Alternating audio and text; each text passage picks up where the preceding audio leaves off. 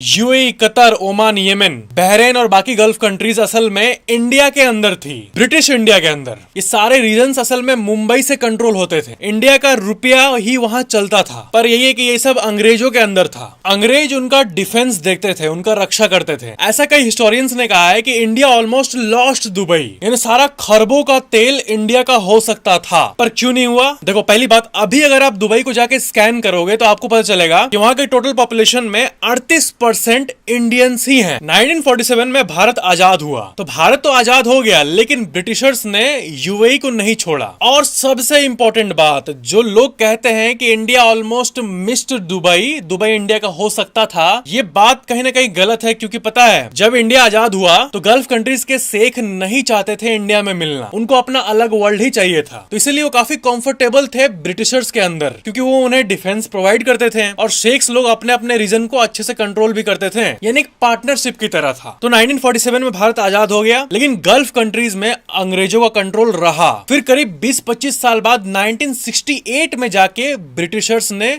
Gulf को छोड़ा। 1971 में जितने गल्फ कंट्रीज हैं उनको आजादी मिल गई, यूएई फॉर्म हो गया। मतलब यही है कि दुबई इंडिया का पार्ट तो था, इंडिया से कंट्रोल होता था, वहां का सीन देखने पे लगता था कि इंडिया में ही है हम, बिजनेस रिलेशंस हैं। पर जैसे कि आपने जाना, भारत की आजादी के समय वो अंग्रेजों के अंदर ही रहना चाहते थे ताकि वो अपना अलग दुनिया बना पाए। तो इसलिए जो लोग कहते हैं, हिस्टोरियंस कहते हैं कि ये इंडिया का सबसे बड़ा लॉस था वगैरह वगैरह, इंडिया ने करोड़ों स्क्वायर फीट जमीन को खो दिया वगैरह वगैरह, ये सब गलत है। दुबई हमेशा से अलग कल्चर था। लाइक सब्सक्राइब जरूर करना।